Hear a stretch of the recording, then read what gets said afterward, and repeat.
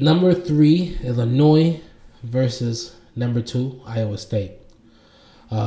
Illinois in the first game had a rough time stopping Morehead State early in the first half. They had no answers for Riley Minix and Jordan Lathan.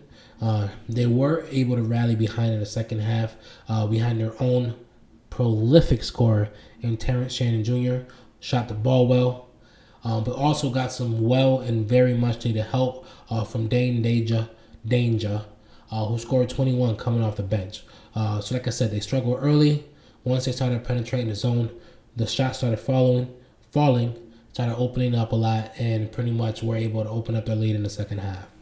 In the next game, they were able to face Duquesne. I always want to say Dukins. They were able to face Duquesne. Once again, Shannon Jr. was damn near unstoppable again. A big part of why they're so successful in doing what they're doing is him in his zone penetration. He scored 30 points this game against Duquesne. The first half was pretty much just him getting a lot of things he wanted with the help of Marcus the Mask. That allowed them to get it to a 25-point lead, pretty much allowing their defense to kind of come into play, kind of step it up. Because a lot of times when you're just running and gunning and getting everything you want, the defense really don't matter. So second half, they were able to kind of slow it down. They gave up damn near the same amount of points that they scored, but at that point, they was already up damn near 20 plus. So the game was already over.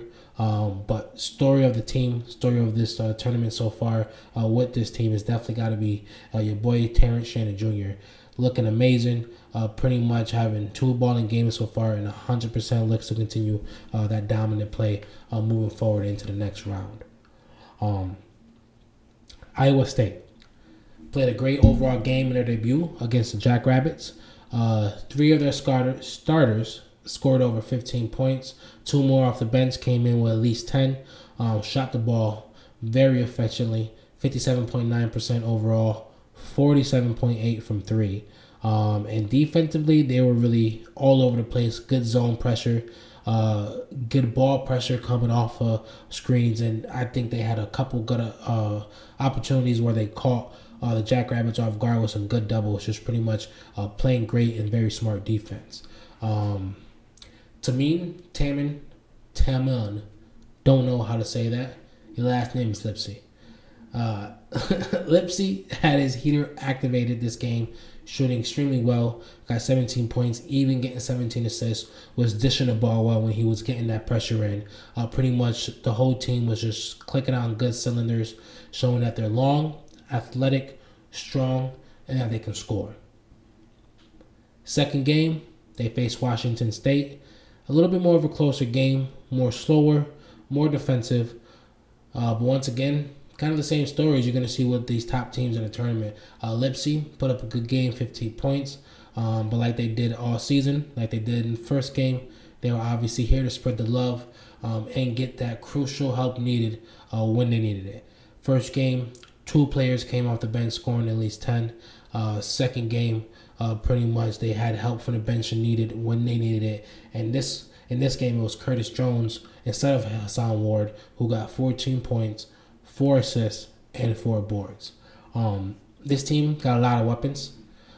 This second game showed that they can have great success switching things up and making different calls. So I definitely look forward to see what they got to offer. And it's honestly making it a little bit hard to choose whether or not they pretty much have what it takes to beat Illinois. So let's talk about it. Last game of today's episode. Last game of Thursday. I believe the next 4 are going to be played on Friday, which I'll cover those in tomorrow's episode. But let's talk about it. Illinois versus Iowa. Like I said, hard game to pick. Illinois like to push the pace, have their way running up and down the floor, trying to wear teams down. But Iowa has shown that they can play with pretty much almost any style. That's one of the good things about that team. Whatever you bring to the table, they pretty much damn near have something for it. So as long as they can score, stop you a little bit from doing what you got to do, they're going to be a hard team to beat. And as long as Iowa do what they've done all season, come behind their defense, make it hard, play rough, play rigid, this is going to be a hard game to choose. It's kind of like another offense versus defense game. And it's probably the offense versus defense game because you got to think about it. For those of you who don't know, we have the number ranked offense in Illinois versus the number ranked defense in Iowa. So both of these teams know what they bring to the table. They have their strength, and they're definitely going to try to mess up the other team and just pretty much just throw some wrenches in that game plan. Iowa, main job's got to be to stop Shannon Jr. He has been hot since conference play. Illinois has been hot since conference play. They have been hot in the tournament. Shannon Jr., Damask are pretty much putting up good numbers, doing what they got to do. But now they face one of the best defenses in the country. Iowa, they're aggressive, they're physical, they attack the ball, they're very hungry, and they know how to play without fouling. That's one of the things that I've seen San Diego State struggle with. So this is a very close game. I think even the betting props have it very close. The experts that are not me, because I am now an expert, they got it close. And just so y'all know, I'll save this for the outro.